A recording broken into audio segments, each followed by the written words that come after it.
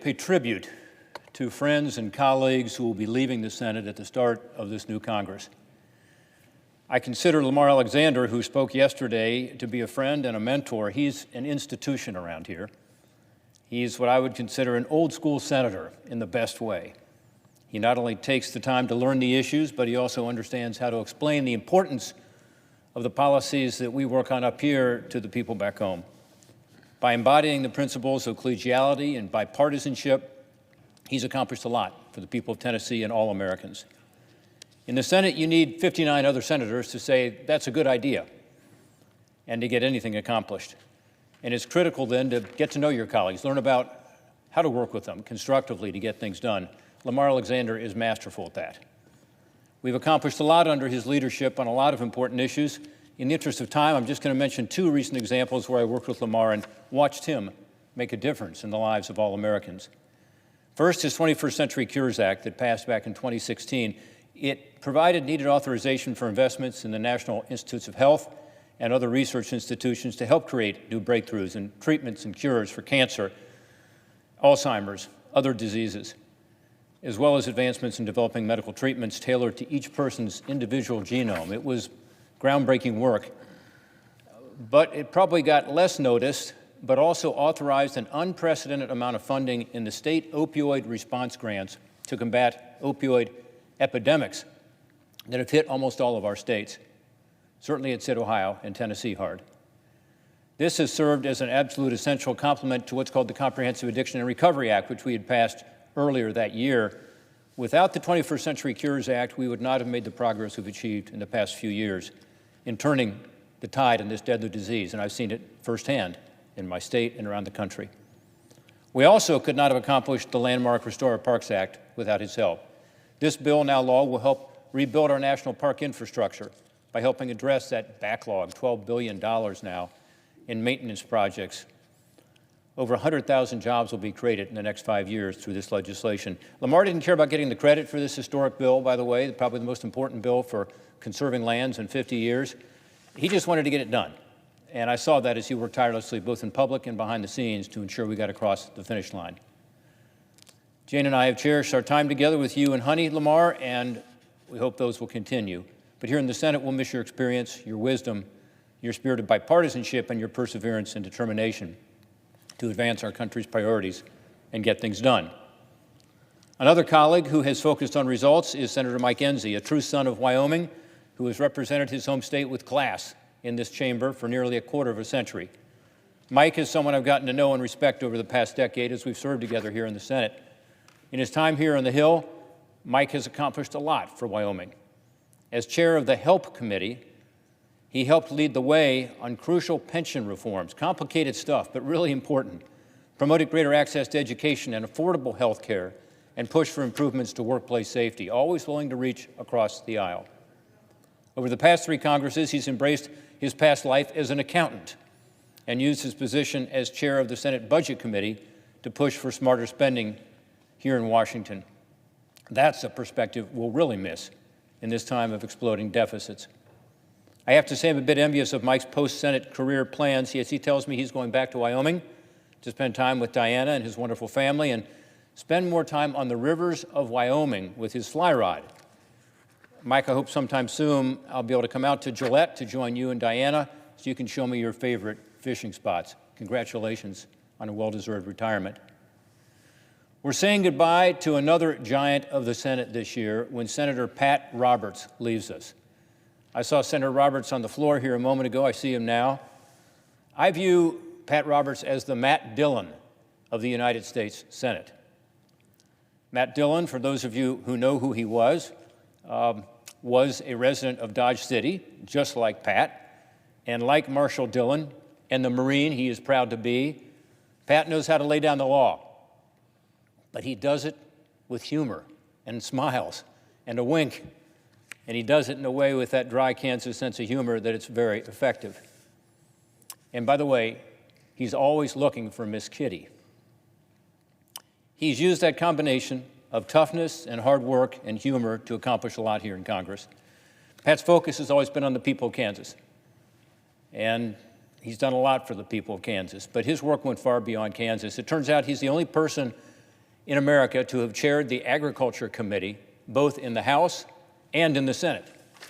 His tireless work to pass farm bills over those years to help growers and ranchers has made him a friend to farmers everywhere, even in Ohio. Just as important was his work as chair of the Senate Intelligence Committee. Some may not recall this, but he's the one who spearheaded the reforms to our intelligence services after 9/11 to avoid another such tragedy. Pat, I hope you and Frankie get a well-deserved retirement, and I look forward to continuing to stay in touch.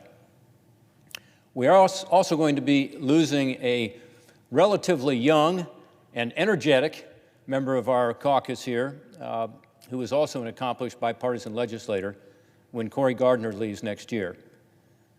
Only a few short years in the Senate here, yet Cory has proven that he knows how to get things done, using his background in the House and his friendships to be effective for Colorado and the country.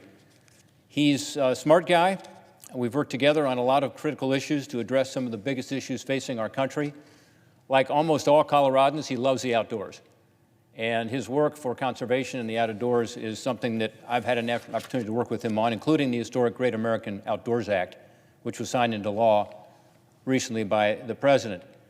It includes the Parks Act, but also a passion of his, which was permanent funding for the Land and Water Conservation Fund, which is a long-sought goal of the conservation and environmental community.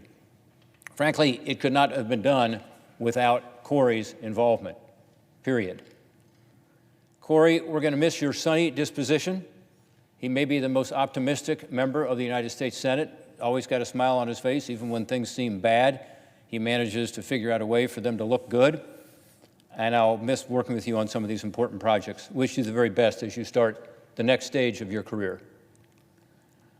We're also sad to see Martha McSally go. I appreciated getting to know her over the past couple of years. In a short period of time, she was a passionate advocate for Arizona, member of the Armed Services Committee.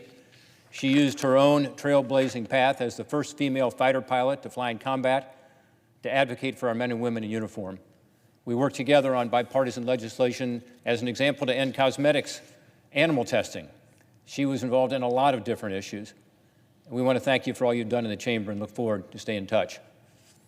Senator Tom Udall has joined us here in the chamber. I call Senator Udall cousin because of his cousin Mark Udall and our friendship. But Tom Udall has now served for 12 years in the United States Senate for the people of New Mexico.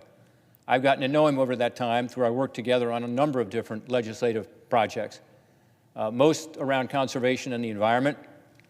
We've had a lot of success in that regard.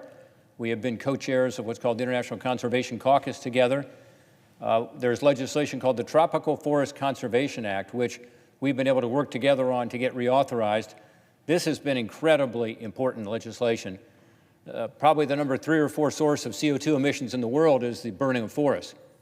And this has managed to save many millions of acres from the burning by simply saying to these countries, we'll do a net debt for nature swap with you. If you owe debt to the United States, which, by the way, many are unlikely to ever pay anyway, we'll let you use that in exchange for protecting your forests.